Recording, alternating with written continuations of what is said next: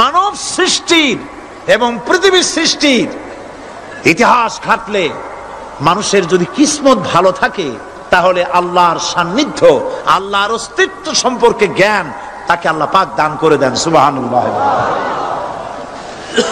পৃথিবীর সৃষ্টির ব্যাপারে বুদ্ধিজীবীরা কি বলছেন দেখুন।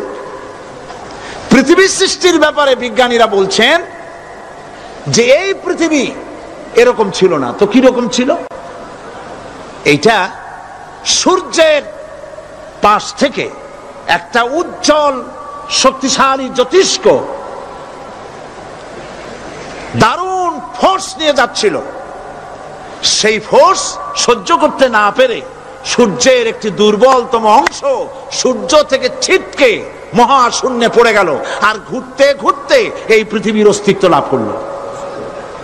বিজ্ঞানের এই কথা যদি বিশ্বাস করতে হয়, তাহলে আমাকে বলতে হয় এখন তো মানুষেরা আর পৃথিবীতে ধরছে না, ঠিক কিনা?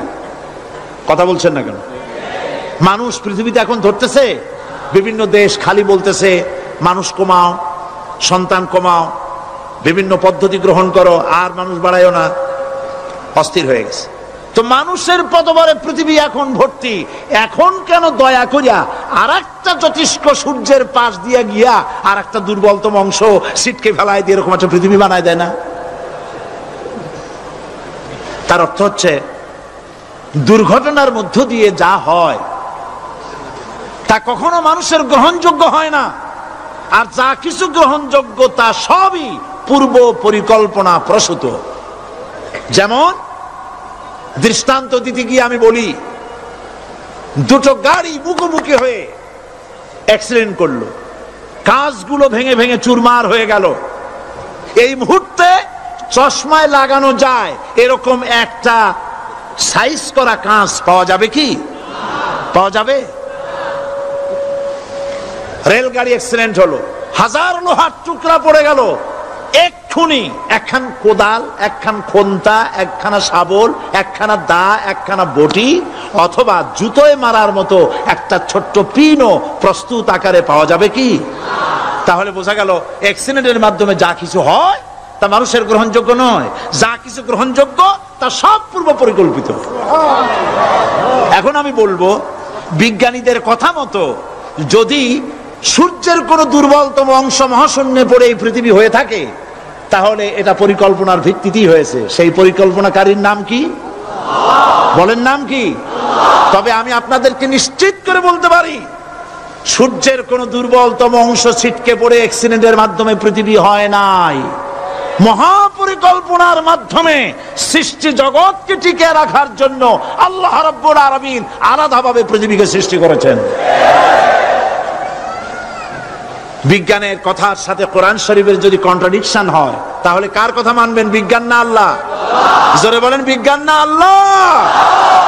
বিজ্ঞান বলছে, কোন সময় বলে পৃথিবী ঘোরে, কেউ বলে সূর্য ঘোরে, কেউ কয় আমরাও ঘুরি। এখন আসলে ঘোরে কে? ফয়সালা কার কাছ থেকে নেবেন? আল্লাহ রাব্বুল আলামিন কোরআন শরীফের ভিতরে বলেছেন, লাশ-শামসু ইয়ামবাগি লাহা আন তুদরিকাল কামারা ওয়ালাল লাইলু সাবিকুন নাহার ওয়া কুল্লুন ফি ফালাকি ইয়াসবাহুন। প্রবল জ্ঞানী হইবে যাহারা, আপন মনেতে বুঝিবে তাহারা, রাত্রি পারে না আগে যাইবার, দিনের স্থান করি অধিকার। চন্দ্র বাদে না সূর্যের গায়েতে, সূর্য পারে না চন্দ্রকে ধরিতে, যার যে স্থান বহাল রাখিয়া ভ্রমণ করিছে খোদাকে ডরিয়া। একটি নির্ধারিত সময় সীমা পর্যন্ত আপন আপন কক্ষপথে সব দৌড়াদৌড়ি করবে, কারো সাথে অ্যাক্সিডেন্ট হবে না কারো। ওয়াকুল্লুন ফি ফালাকি ইয়াসবাহুন, যা আছে মহাশূন্যে সব ঘুরতেছে। কে বলে? বলেন সবাই, কে বলছে? কোন সূরা? সূরা ইয়াসিন। আবার শুনুন, আল্লাহ পাক ফয়সালা দিচ্ছেন, ঘোরে কেডা? শুধু সূর্য ঘোরে না, শুধু চন্দ্র ঘোরে না, আল্লাহ মহাশূন্যে যা রেখেছেন সব ঘুরতেছে, সবই সন্তরণশীল, সব গতিশীল। সুতরাং ফয়সালা তো আল্লাহর কাছ থেকে নিতে হবে। পৃথিবী সৃষ্টি করেছেন, মানব গোষ্ঠী সৃষ্টি করেছেন এবং মানুষের প্রয়োজন মিটিয়েছেন। এই মানুষগুলিকে কে সৃষ্টি করেছে? মানুষ সৃষ্টির ব্যাপারেও দার্শনিকরা মানুষদেরকে বিভ্রান্ত করে। যা কলেজে বিশ্ববিদ্যালয়ে পড়ানো হয়, এই কোরআন শরীফ বিশ্ববিদ্যালয়ে পড়ানো হয়? হ্যাঁ হয়। কয়েকটা আয়াত, কয়েকটা সূরা পরীক্ষায় পাস করার জন্য একটু একটু অপশনাল রেখে দেওয়া হয়েছে। বর্তমান যে শিক্ষা কমিশন, শামসুল হক শিক্ষা কমিশন রিপোর্ট মন্ত্রী পরিষদে অনুমোদন করেছে বর্তমান সরকার। এই শিক্ষানীতিতে বলা হয়েছে ক্লাস 1 থেকে নিয়ে ক্লাস 5 পর্যন্ত ধর্মীয় শিক্ষা দিতে দেওয়া হবে না। তাহলে ক্লাস 5 পর্যন্ত যদি ধর্মীয় শিক্ষা না থাকে, তাহলে ক্লাস 6-7-এ ওঠার পর আলিফ জাওরা বাজাবরবা আনাকুম জানাকুম ছেলেরা পড়বে? মেয়েরা পড়বে? আসল উদ্দেশ্য হলো ইসলাম থেকে জাতিকে দূরে সরাবার জন্য ষড়যন্ত্র। এই সরকারের প্রণীত শিক্ষানীতি আমরা মানি না। আপনারা মানেন? যেই মাদ্রাসা মানুষের চরিত্র সৃষ্টি করে, বর্তমান সরকার সেই মাদ্রাসাগুলি একটা একটা করে ধ্বংস করার পরিকল্পনা গ্রহণ করেছে।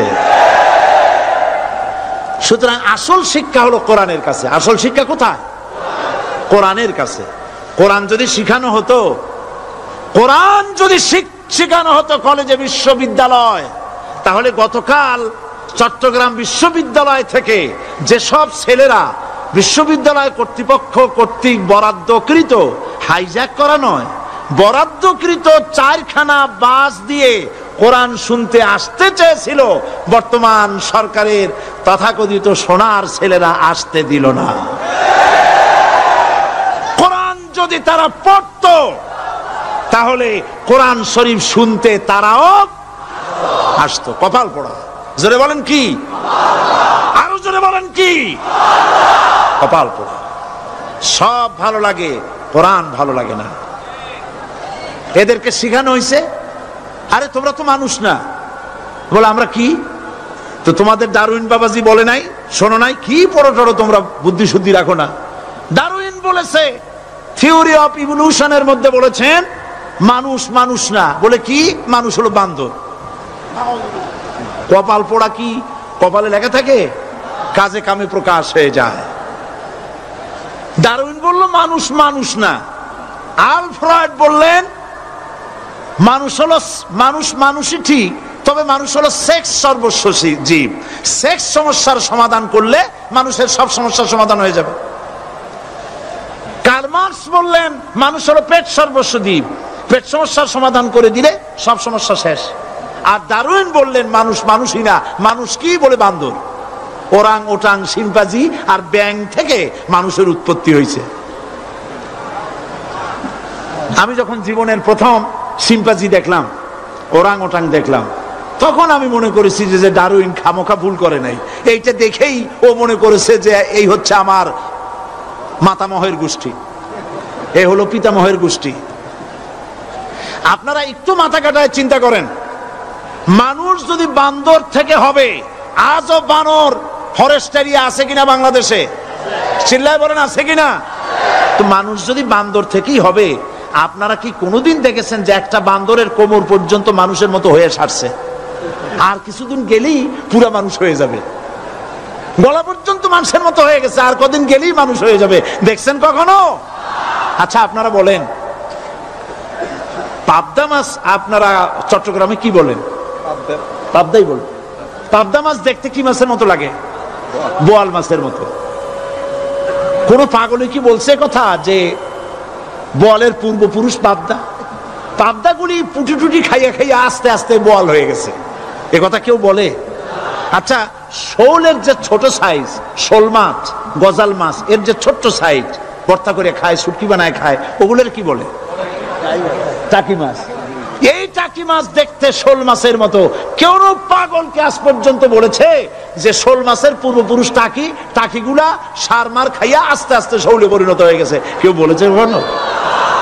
ডারউইন কয় বোতল খাইয়া যে এই মতবাদ লিখছে আল্লাহ বারো জানে। যে বান্দরের থেকে মানুষ আবিষ্কার হয়েছে, নাউজুবিল্লাহ। এগুলি পড়ানো হয় কলেজে, বিশ্ববিদ্যালয়, তাই আমাদের সোনার ছেলেরা বান্দরামি করে। ওদের যদি পড়ানো হইতো তোমরা বাঁদরের গোষ্ঠী নও, তোমরা মানুষ। মর্যাদা কার বেশি, বান্দরের না মানুষের? এ পৃথিবীর প্রথম মানুষকে আদম আলাইহিস সালাম। আদম হইছেন কি দিয়ে? মাটি দিয়ে। আল্লাহ রাব্বুল আলামিন যিনি মানুষ সৃষ্টি করেছেন, তিনি কোরআন শরীফের ভিতরে বলে দিয়েছেন, আমি প্রথমেই বলেছি, আপনারা লক্ষ্য করুন, এই কোরআন তাবিজের কিতাব নয়, এই কোরআন তদবিরের কিতাব নয়, ঝাড়ফুঁকের কিতাব নয়। কোরআন হলো পৃথিবীর মানুষের জন্য কোড অফ লাইফ, পূর্ণাঙ্গ জীবন বিধান। সবকিছু আল্লাহ পাক কোরআনের ভিতরে বলে দিয়েছেন, কোন জিনিস বাদ দেন নাই।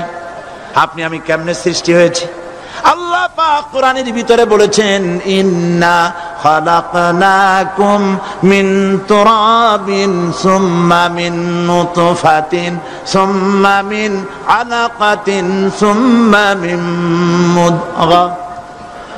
নিষ্প্রাণ মাটি দিয়ে তোমাকে উৎপন্ন করা হয়েছে, নিষ্প্রাণ মাটির উপাদান দিয়ে তোমাকে তৈরি করা হলো। মায়ের পেটের ভিতরে এক ফোঁটা নাপাক পানি জমাট রক্তে পরিণত হয়ে গেল, জমাট রক্ত আস্তে করে গোস্ত পিণ্ড হলো, গোস্ত পিণ্ডকে সুন্দর করে সাজায়া হাড্ডি গুড্ডি বানায়া স্ট্রাকচার তৈরি করে তার উপরে ফাকাসাউনাল ইযামা লাহমা, চামড়া দিয়ে গোস্ত দিয়া সাজায়া সুন্দর করে বানালাম। আল্লাহর পরিচয় শুনুন, আল্লাহ আমার কেমন আল্লাহ। মায়ের পেটের ভিতরে সন্তান বানায়া এরপরে যখন রূহ দেওয়া হয়েছে, ক্ষুধা লেগেছে, খাবারের প্রয়োজন হয়েছে, আল্লাহ রাব্বুল আলামিন ওই কচি বান্দা মায়ের পেটে বসে কি খাবে, সেজন্য তার মা চিন্তা করে নাই, বাবা চিন্তা করে নাই, সরকার চিন্তা করে নাই। আল্লাহ রাব্বুল আলামিন মায়ের মাসিক অসুখকে বন্ধ করে দিয়ে সন্তানের নাভির সাথে আর মায়ের নাভির সাথে তার লাগায়া, পাইপ লাগায়া মায়ের মাসিক অসুখের রক্তগুলি দিয়ে সন্তানকে বড় বানালেন। মুখ দিয়া এই রক্ত পান করালেন না, মুখটাকে পবিত্র রেখে দিলেন যাতে করে পৃথিবীতে আসার পর ওই মুখ দিয়া আল্লাহ রাব্বুল আলামিনের জিকির করতে পারো। সন্তান মায়ের ভিতরে পেটের ভিতরে বড় হলো, আল্লাহ রাব্বুল আলামিন বলেন মাস দিন যখন পুরা হয়ে গেল, সুম্মা নুখরিজুকুম তিফলা, বাচ্চার আকারে পৃথিবীতে নিয়ে আসলাম। এখন খাবা কি? পৃথিবীতে যখন বাচ্চা এলো তখন তার পেটের সাথে যে সংযোগ ছিল মায়ের নাভির সাথে আর সন্তানের নাভির সাথে, সেই সংযোগ তার আর কি থাকলো? কি করা হলো? কেটে দেওয়া হলো। লক্ষ্য করুন, খাবারের জন্য একটি মাত্র পাইপ আল্লাহ লাগাইছিলেন, পৃথিবীতে সন্তান আসার সঙ্গে সঙ্গে পাইপটা কেটে দেওয়া হলো। এবার কি খাবে? আল্লাহ রাব্বুল আলামিন মায়ের বুক থেকে সন্তানের জন্য এবার সিঙ্গেল সিগন্যাল, তার জন্য সিঙ্গেল কোন লাইন যেটা ছিল কেটে দিয়া মায়ের বুক থেকে সন্তানের জন্য ডাবল লাইন আল্লাহ চালু করে দিলেন। এমন দুধ বানায় দিলেন যা শুধু খাবার নয়, শুধু ফুড ভ্যালু নয়, এই দুধের ভিতরে ক্যালসিয়াম, এর মধ্যে ভিটামিন, এর মধ্যে আয়রন, এর মধ্যে মেডিসিন। দুনিয়ার এই সন্তান ছিল ফি কারারিম মাকিন, সুরক্ষিত জায়গার ভিতরে ছিল, কোনো পলিউশন সেখানে যেতে পারত না, রোগের জার্ম সেখানে যেতে পারত না। দুনিয়ায় এলো দূষিত আবহাওয়ার ভিতরে, এই সন্তানকে এখনই অ্যান্টিবায়োটিক খাওয়ালে পরে অসুবিধা হবে। আল্লাহ রাব্বুল আলামিন মায়ের দুধের ভিতরে ঔষধ দিয়া রোগের প্রতিষেধক বানায়া দিলেন। এ হলো আমার আল্লাহ। এ আমার কে? আল্লাহ। জোরে বলেন আল্লাহ। আল্লাহ আল্লাহ রাব্বুল আলামিন মায়ের দুধ দিয়ে সন্তানকে বড় করলেন আর শোনায় দিলেন, খবরদার এই মায়ের সাথে, এই বাপের সাথে নাফরমানি করবি না। মা বাপের জন্য আমার কাছে দোয়া করবে, রব্বির হামহুমা কামা রাব্বায়ানি সগীরা। সবাই পড়েন আমার সাথে, রব্বির হামহুমা কামা রাব্বায়ানি সগীরা। আল্লাহ পাক শিখাই দিলেন বান্দারে আমার কাছে দোয়া করায়, আল্লাহ আমার মা বাপ আমাকে ছোটবেলায় যেভাবে স্নেহের কোলে লালন পালন করেছে, এইভাবে আমার মা বাপকে তোমার রহমতের কোলে লালন পালন করো। মনে থাকবে ভাইরা? বলেন মনে থাকবে? প্রত্যেক নামাজের পরে মা বাবার জন্য দোয়া করবেন, বেঁচে থাকুক আর মরে যাক, দোয়া করবেনই। মনে থাকবে? রব্বির হামহুমা কামা রাব্বায়ানি সগীরা। আবার পড়েন, রব্বির হামহুমা কামা রাব্বায়ানি সগীরা। আল্লাহ পাক মায়ের মর্যাদা এত বাড়াইছেন, সাহাবী প্রশ্ন করেছে, ইয়া রাসূলুল্লাহ খেদমত করব কার? হুজুর বলেন তোমার মায়ের, তারপরে কার? তোমার মায়ের, তারপরে কার? তোমার মায়ের, তারপরে কার? তোমার পিতার। বাপের চাইতে মায়ের মর্যাদা আল্লাহ 3 গুণ বাড়াইয়া দিলেন, 3 গুণ বৃদ্ধি করে দিলেন। হাদিস শরীফে এসেছে, হযরত আবী হুরায়রা রাদিয়াল্লাহু তাআলা আনহু রাসূলের কাছে এসে রাতের বেলায় কাঁদতেছিলেন। হুজুর প্রশ্ন করলেন, আবু হুরায়রা কাঁদো কেন? হযরত আবু হুরায়রা বলছেন, হুজুর মা আমাকে মেরেছে। তিনি প্রশ্ন করলেন, আচ্ছা মা তোমার মারলো কেন? তুমি কি কোনো বেয়াদবি করছো? তিনি বললেন না, তবে মারলো কেন? হযরত আবু হুরায়রা বলেন, ইয়া রাসূলুল্লাহ আপনার খেদমত থেকে বাড়ি ফিরতে আমার দেরি হয়ে গিয়েছিল। গভীর রাত্রে যখন বাড়ি গেছি, মা আমাকে প্রশ্ন করলেন, বাবা দেরি হলো কেন, কোথায় ছিলি? তাম পৃথিবীর মানুষ যেই কদম মোবারক চুমু দিতে পারলে ধন্য হয়ে যায়, সেই আখিরি জামানার পয়গম্বর নবী মুহাম্মদ রাসূলুল্লাহ সাল্লাল্লাহু আলাইহি সাল্লামের দরবার থেকে আসতে আমার দেরি হয়ে গেছে। ইয়া রাসূলুল্লাহ আমার মা আপনার নাম শুনে তার গা জ্বলে উঠল, তিনি কাফের মুশরিকা। আপনার নাম শুনে অগ্নি শর্মা হয়ে আমাকে ধরে পিটানো আরম্ভ করলেন আর বললেন, আবু হুরায়রা হয় মুহাম্মদ সাল্লাল্লাহু আলাইহি সাল্লামের বাড়ি ছাড়বি, নইলে আমার বাড়ি ছাড়বি, কি করবি বল? মার খেতে খেতে আমি বললাম, মা তোমার গায়ে যত শক্তি আছে আমারে মারো, তোমার বাড়ি শুদ্ধ, তাম দুনিয়াটা ছেড়ে দিতে পারি, মুহাম্মদ রাসূলুল্লাহর কদম মোবারক ছেড়ে দিতে পারি না। হুজুর আমার মা গলা ধাক্কা মেরে আমাকে বের করে দিয়েছেন। হুজুর বলছেন, আবু হুরায়রা মা তোমাকে মেরেছে আর আমার কাছে নালিশ করছো, আমি তোমার মায়ের কোনো বিচার করতে পারবো না। সুবহানাল্লাহ, এত বড় পাওয়ারফুল নবী, শানওয়ালা, ইজ্জতওয়ালি, বরকতওয়ালি, এত বড় নবী বলছেন মা মেরেছে, আমার করার কিচ্ছু নাই। সুবহানাল্লাহ। তোমার মা মুশরিকা হোক আর যাই হোক, তোমার মা। সুবহানাল্লাহ বলেন। আমার বন্ধুগণ, হযরত আবু হুরায়রা বলেন, ইয়া রাসূলুল্লাহ মায়ের বিরুদ্ধে কোনো অভিযোগ নিয়ে আমি আপনার কাছে আসি নাই। হুজুর বললেন, কেন আসছো বলো খুলে। আবু হুরায়রা বলেন, হুজুর আমি জানি আপনি আল্লাহর দরবারে যদি কোনো ব্যাপারে হাত তোলেন আল্লাহ মঞ্জুর করে ফেলেন। আপনি দয়া করে আমার মার জন্য দোয়া করেন, আল্লাহ যেন হেদায়েত দিয়ে দেন। আমার নবীজি দুখানে হাত উত্তোলন করলেন, বললেন, আল্লাহুম্মা ইহদি উম্মা আবি হুরায়রা, আয় আল্লাহ আমি দোয়া করতেছি আবু হুরায়রার মাকে হেদায়েত নসিব করো। হুজুর হাত তুলে মোনাজাত করছেন, আবু হুরায়রা দৌড় দিলেন বাড়ির দিকে। কয়েকজন সাহাবী হযরত আবু হুরায়রার জামা টেনে ধরেছে, এই ভদ্রলোক দৌড়ায় কেন? এত শান্ত মানুষ, কখনো গরম হয়ে কারোর সঙ্গে কথা বলে না, এই মানুষটা দৌড়ায় কেন? কোনো বিপদ হইল নাকি? জামা টেনে ধরে বলে, আবু হুরায়রা দৌড়াও কেন? হযরত আবু হুরায়রা বলেন, জামা ছেড়ে দাও, কোনো বিপদ আমার হয় নাই, আমি দৌড়াইয়া বাড়ি যাই দেখতে চাই। আমি দৌড়াইয়া আগে বাড়ি যেতে পারলাম না, আমার নবীর দোয়া আগে আমার বাড়ি চলে গেছে, আমি এটা দেখতে চাই। হযরত আবু হুরায়রা দৌড়াতে দৌড়াতে বাড়ি চলে গেছেন। দরজায় নক করলেন, ভেতর থেকে আওয়াজ এলো, কে? তিনি বললেন, আমি আবু হুরায়রা। মা, দরজা খুলে দাও, আমি তোমার সন্তান। মা বললেন, বাবা অপেক্ষা করো, দরজা খুলতেছে। হযরত আবু হুরায়রা বলেন, মায়ের গলার আওয়াজের ভেতরে কুফরি কর্কশতা পেলাম না, মায়ের গলার আওয়াজের ভেতরে তাওহীদের নরমিয়াত পেলাম।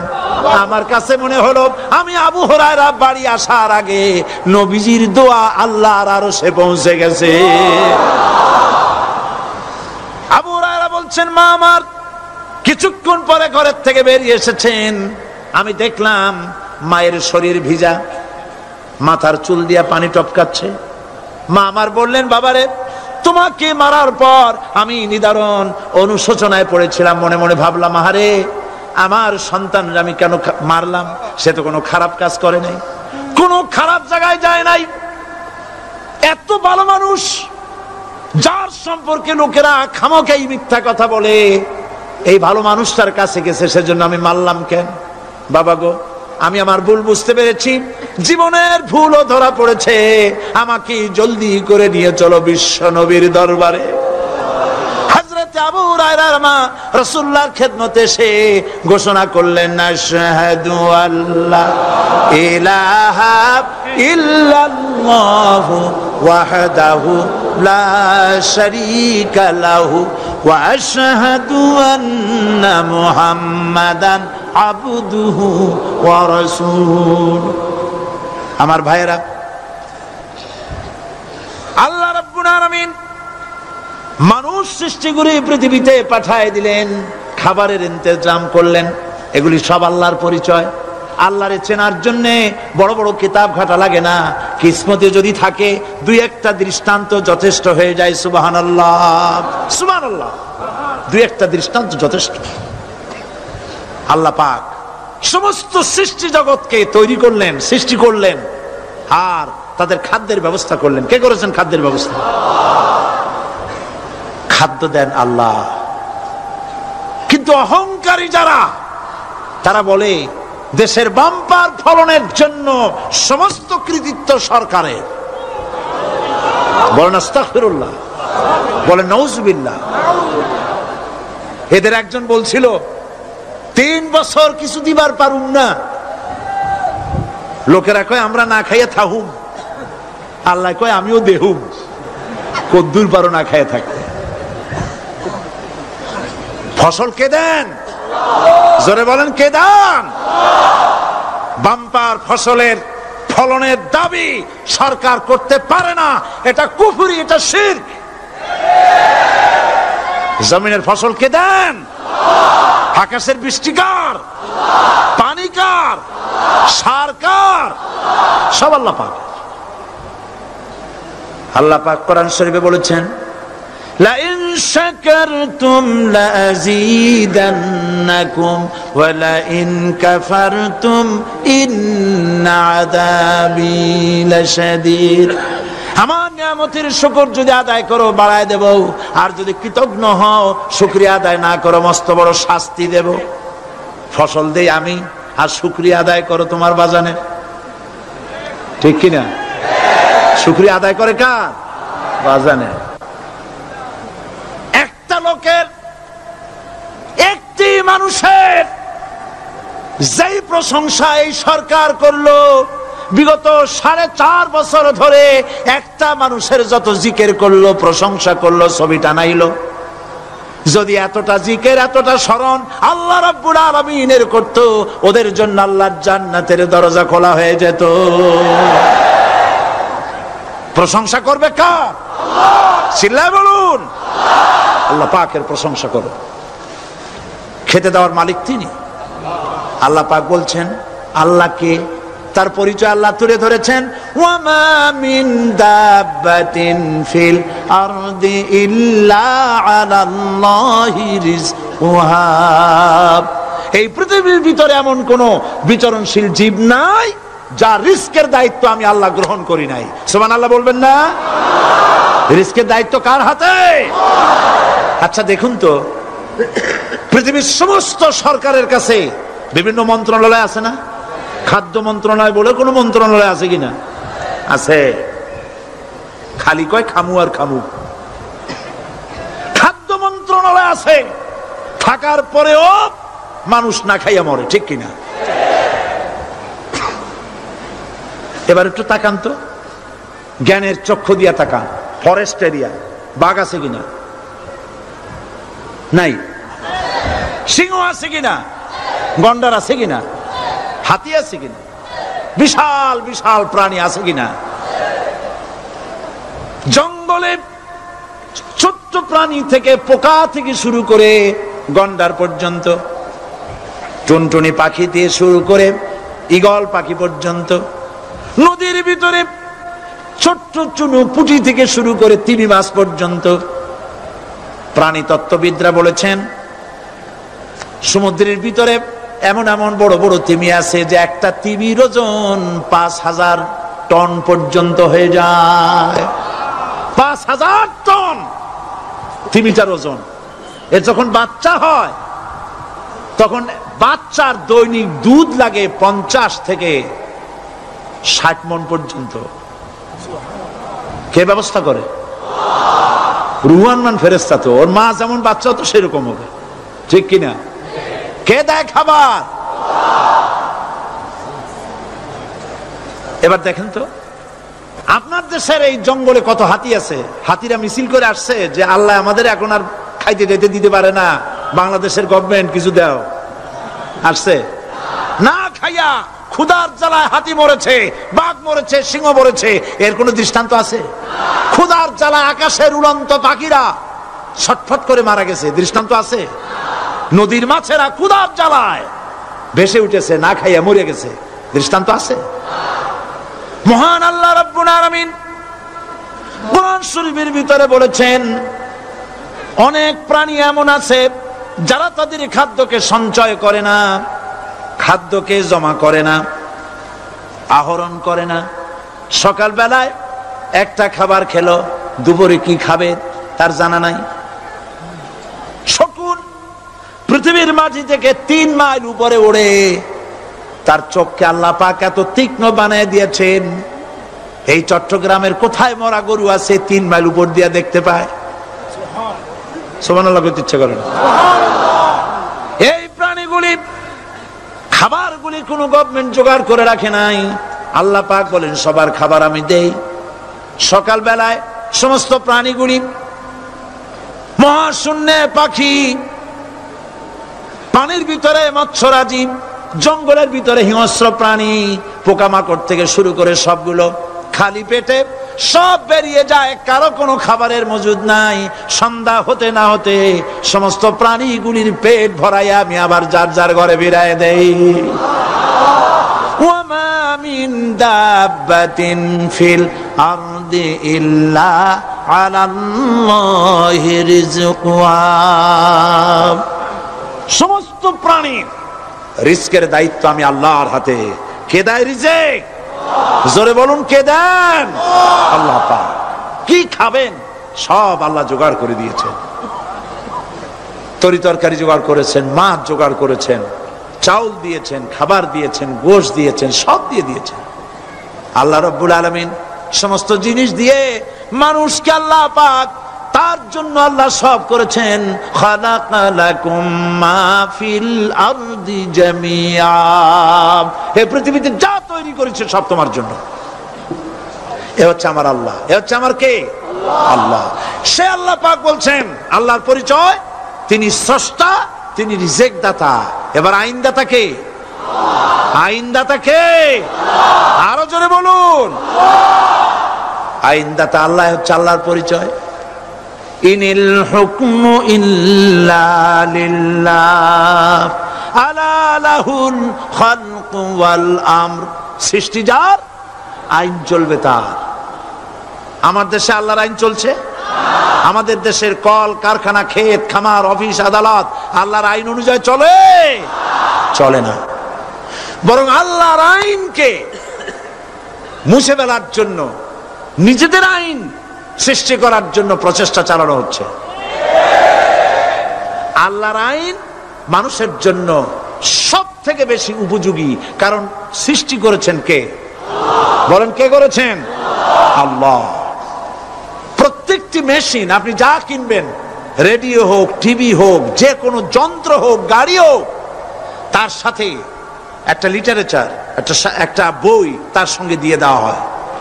ওই বইয়ের মধ্যে লেখা থাকে এটা কিভাবে চালানো হবে, অপারেট করা হবে, তার সিস্টেম লেখা থাকে। আপনার ইচ্ছা মতো চালাইলে হবে না। এই মানব গোষ্ঠীকে সৃষ্টি করেছেন। এখন আপনি যদি আপনার আইন মতো চালান, তা কি চলবে? চলবে না। আপনি আপনার আইন মতো চালাচ্ছেন, ভালোভাবে চলতেছে? চলতেছে না। স্বরাষ্ট্রমন্ত্রী বলতেছেন সন্ত্রাসীদেরকে মাটির তলা থেকে খুঁজে বের করা হবে, কিন্তু নাকের উপর দিয়া ব্রিফকেস চুরি হয়ে যায়, উনি তা ধরতে পারেন না। এই হলো আইন। অনাবরত খুন হচ্ছে, অনাবরত সন্ত্রাসী তৎপরতা চলছে, আর ওনারা বলছেন আগের থেকে এগুলি চলে আসছে, একজনের খুনের বিচার না হইলে এরকম খুন তো হইতেই থাকবে। তাহলে খুনকে, হত্যাকে, সন্ত্রাসকে সরকার জাস্টিফাইড করছেন। নাউযুবিল্লাহি মিন যালিক। এই জন্য আইন হতে হবে আল্লাহর। আইন হতে হবে কার? চিল্লায় বলেন, আল্লাহ পাকের আইন হতে হবে। আমি একদিন পার্লামেন্টে বলেছিলাম, আমার দেশের নেতা নেত্রীরা বারবার হজ করতে যান, উমরা করতে যান, সেখান থেকে আসার সময় কি আনেন?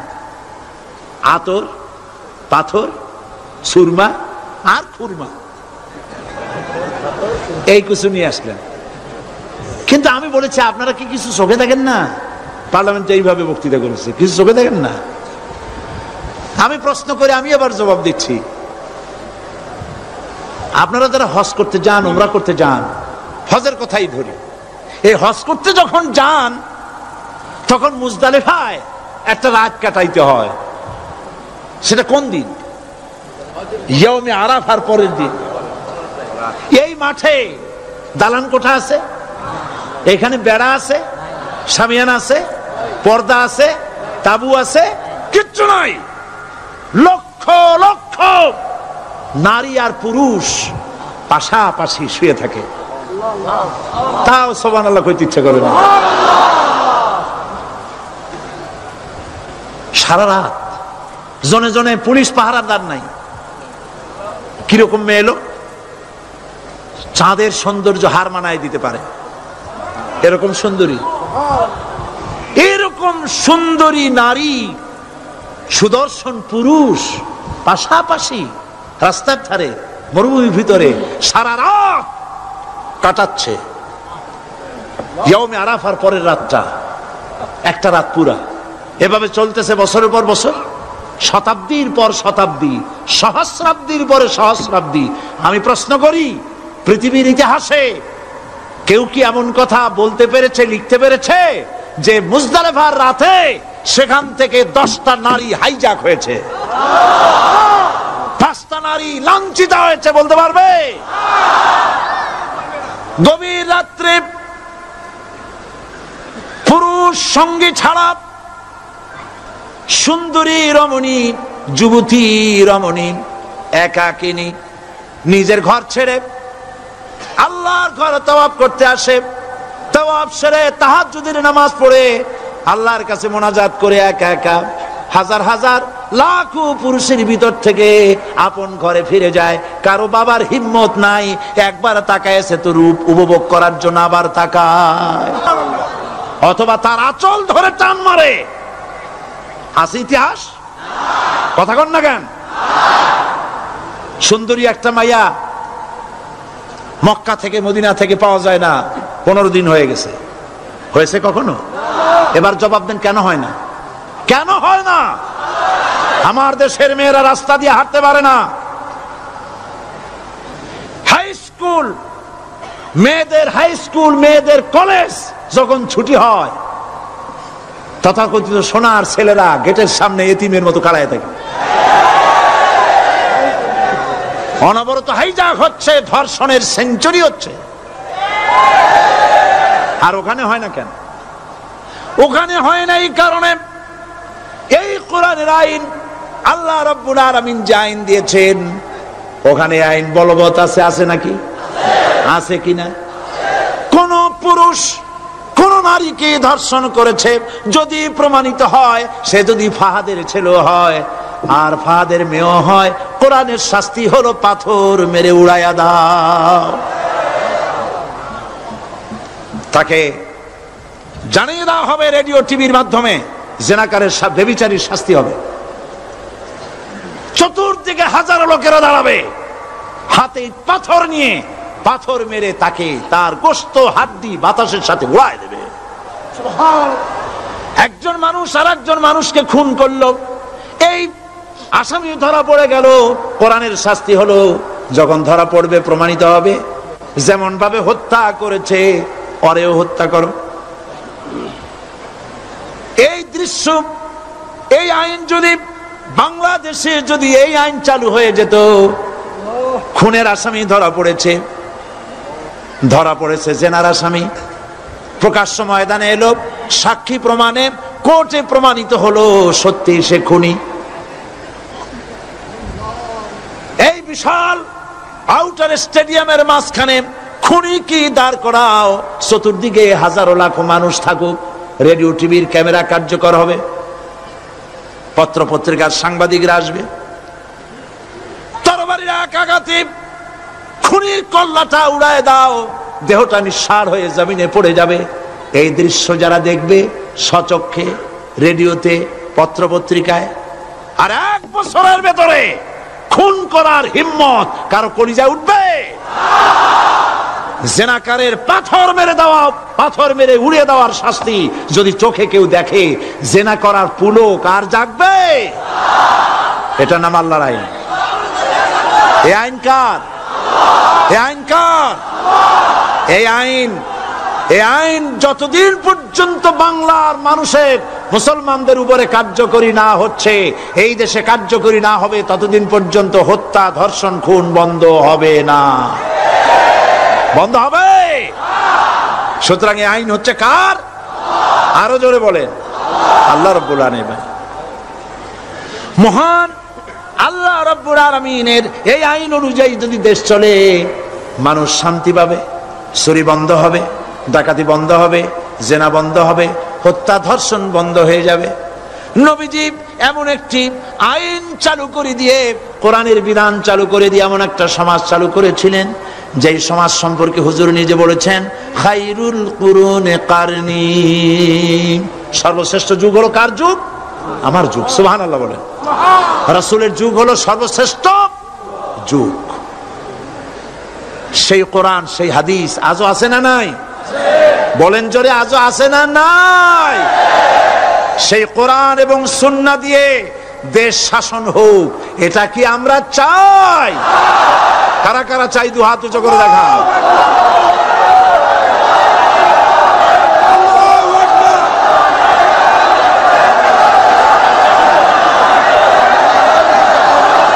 আরে ভাই, আপনারা দাঁড়ায় গেলেন কেন? বসেন বসেন। আমি তো একটা স্লোগান দিতে বললাম, হাত দেখতে চাইছি আমি, মাথা দেখতে চাই নাই। এই সুযোগে কোমরটা সোজা করে নিলেন। আচ্ছা বসেন, আর মহব্বতের সাথে জিকির করেন, লা ইলাহা ইল্লাল্লাহ, লা ইলাহা ইল্লাল্লাহ, লা ইলাহা ইল্লাল্লাহ, লা ইলাহা ইল্লাল্লাহ, লা ইলাহা ইল্লাল্লাহ, লা ইলাহা ইল্লাল্লাহ। জোরে সরে সবাই জিকির করেন, লা ইলাহা ইল্লাল্লাহ, লা ইলাহা ইল্লাল্লাহ, লা ইলাহা ইল্লাল্লাহ, লা ইলাহা ইল্লাল্লাহু মুহাম্মাদুর রাসূলুল্লাহ। বসুন, আমরা মুনাজাত করব। আল্লাহ রাব্বুল আলামিন আয়াতুল কুরসির ভিতরে আল্লাহর সার্বভৌমত্বের কথা বলেছেন। আল্লাহু লা ইলাহা ইল্লা হুয়াল হাইয়ুল কাইয়ুম। পড়েন আমার সাথে সবাই, আল্লাহু লা ইলাহা ইল্লা হুয়াল হাইয়ুল কাইয়ুম। আল্লাহ হচ্ছেন যিনি ছাড়া কোনো ইলাহ নাই, তিনি শাশ্বত চিরঞ্জীব। সুবহানাল্লাহি বিহামদিহি। আগামীকাল এর বাকি অংশ আমি আপনাদের সামনে আলোচনা করব ইনশাআল্লাহ। জোরে বলেন ইনশাআল্লাহ।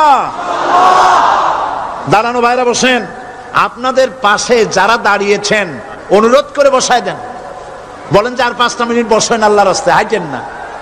হ্যাঁ বলেন, বলেন আপনারা যে আল্লাহর রাস্তায় হাঁটেন না, বসেন, সবাই বসেন। এত বড় মাহফিলের মুনাজাত, সুবহানাল্লাহ বলেন।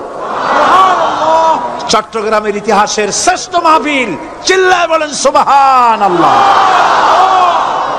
গোটা বিশ্বের কোরআনের শ্রেষ্ঠ মাহফিল, বলেন সুবহানাল্লাহ। যারা বলেন আলহামদুলিল্লাহ।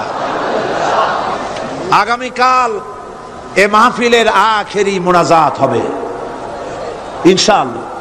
বলেন ইনশাআল্লাহ।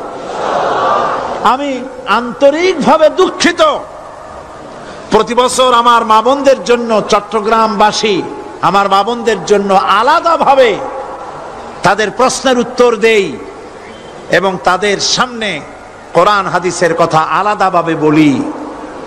এবছর দিন কম হয়ে গেল বলে মহিলারা, মা বোনেরা বঞ্চিতা হয়ে গেলেন। শিশু কিশোরদের জন্য আলাদাভাবে সমাবেশ করা হয়, তাও বঞ্চিত হয়ে গেল।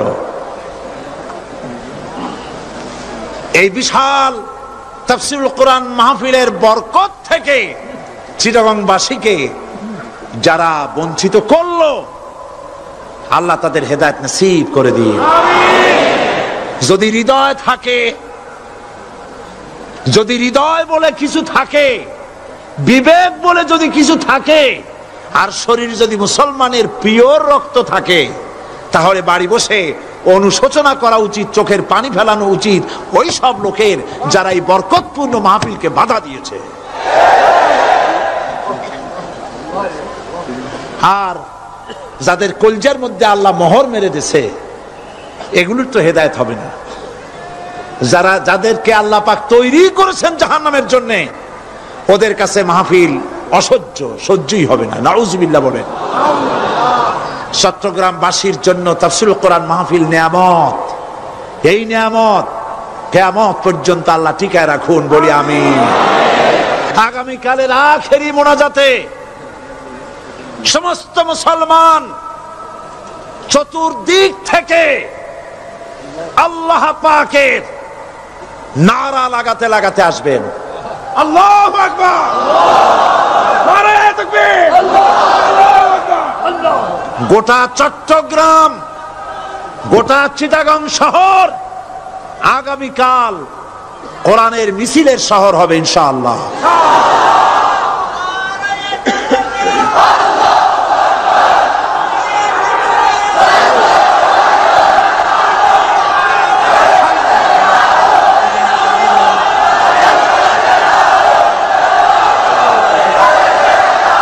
কতজন?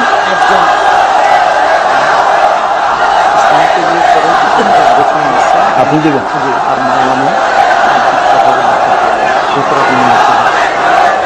বন্ধুগণ, আজকে কোরআন শরীফের তাফসীর শুনে ইসলামের প্রতি আকৃষ্ট হয়ে 8 জন অমুসলিম ভাই ইসলাম কবুল করার জন্য এসেছে।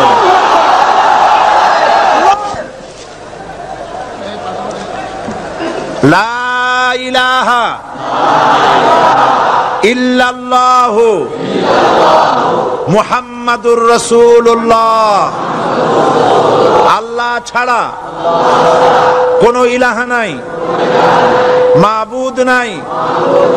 মুহাম্মদ সাল্লাল্লাহু আলাইহি ওয়াসাল্লাম আল্লাহর প্রেরিত রাসূল। আশহাদু আল্লা ইলাহা ইল্লাল্লাহু ওয়াহদাহু লা শারীকা লাহু ওয়া আশহাদু আন্না মুহাম্মাদান আবদুহু ওয়া রাসূলুহু। আমি সাক্ষ্য দিচ্ছি আল্লাহ ছাড়া কোনো ইলাহ নাই, মাবুদ নাই, উপাস্য নাই। তিনি এক, তিনি একক, তার কোনো অংশীদার নাই। আমি আরো সাক্ষ্য দিচ্ছি মুহাম্মদ সাল্লাল্লাহু আলাইহি ওয়াসাল্লাম আল্লাহর বান্দা এবং তার প্রেরিত রাসূল। সকলকে বলো আসসালামু আলাইকুম। আপনারা সবাই জবাব দেন। আজ গতকালের ৭, আজকের ৯। আলহামদুলিল্লাহ, আমাদের এই ভাইরা এখন নিষ্পাপ বেগুনা। আমাদের এই নবাগত ইসলামে দীক্ষিত নিষ্পাপ মুসলমানদের সাথে আমি আপনাদের পক্ষ থেকে আলিঙ্গন করছি।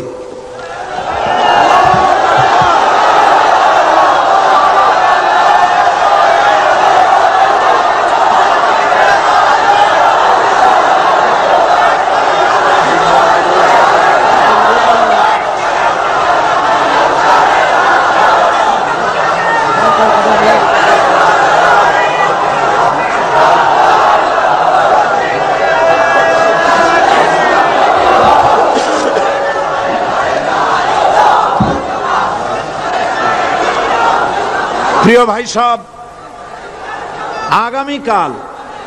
আগামীকাল আপনারা দলে দলে চতুর্দিক থেকে আল্লাহ পাকের বড়ত্ব, মহানত্ব, শ্রেষ্ঠত্বের ঘোষণা দিতে দিতে আসবেন। আল্লাহর বড়ত্ব, বিরাটত্ব, মহানত্ব আর শ্রেষ্ঠত্বের ঘোষণা দিতে হয় কিভাবে?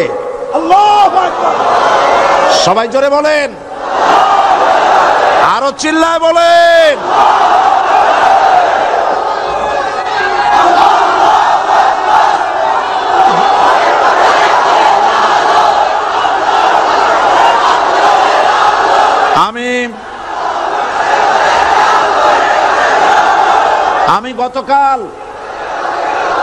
আমি গতকাল এই মাহফিলে পুলিশ প্রশাসনকে অনুরোধ করেছিলাম, আজকের মাগরিবের নামাজের মধ্যে 40 জন নিরপরাধ কোরআন পাগল মুসলমানদেরকে জেল থেকে মুক্তি দেওয়ার জন্য।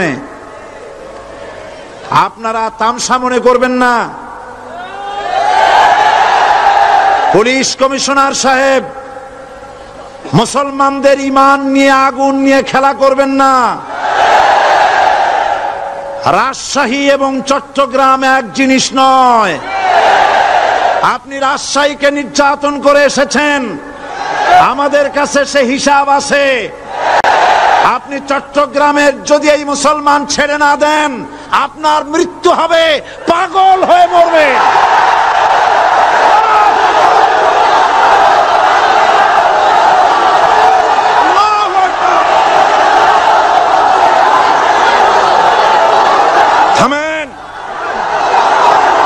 থামেন। আল্লাহর গজবকে ভয় করেন পুলিশ কমিশনার, আল্লাহর গজবকে ভয় করুন। এই লক্ষ লক্ষ জনতা আপনার গজবের মৃত্যু কামনা করে। আপনি যদি কালকের জুমার আগে 40 জন ছেড়ে না দেন, এই মাহফিল থেকে এমন কঠোর কর্মসূচি ঘোষণা করা হবে, গোটা চট্টগ্রাম অচল হয়ে যাবে।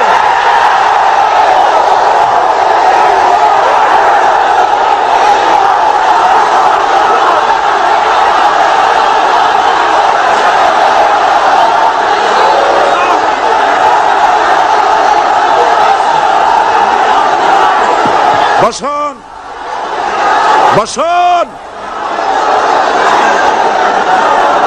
বাংলাদেশটাকে হিন্দুস্তান ভাববেন না। বাংলাদেশ হিন্দুস্তান হবে না, বসনিয়া হবে না। আপনি আপনাদের মতো দু চারটা দুরাচার পুলিশ কমিশনার একটা গভর্নমেন্টকে জনবিচ্ছিন্ন করার জন্য যথেষ্ট। আল্লাহ আপনাদেরকে হেদায়েত করুন। মুসলমানদের দুশমন, আল্লাহ এদেরকে হেদায়েত করুন। পাগলামি করবেন না, আল্লাহর গজবকে ভয় করুন। আল্লাহ পাক মুসলমানদেরকে ধৈর্য ধরার তৌফিক দান করুন। সবাই বলেন আমিন। আল্লাহ পাক মুসলমানদেরকে ধৈর্য ধরার তৌফিক দান করুন, বলেন আমিন। আমি আজ আপনাদের খেদমতে আরজ করি, আগামীকাল দলে দলে কোরআনের তাফসীরের মাহফিলের মোনাজাতে শরীক হন। আল্লাহ তৌফিক দান করুন। সমস্ত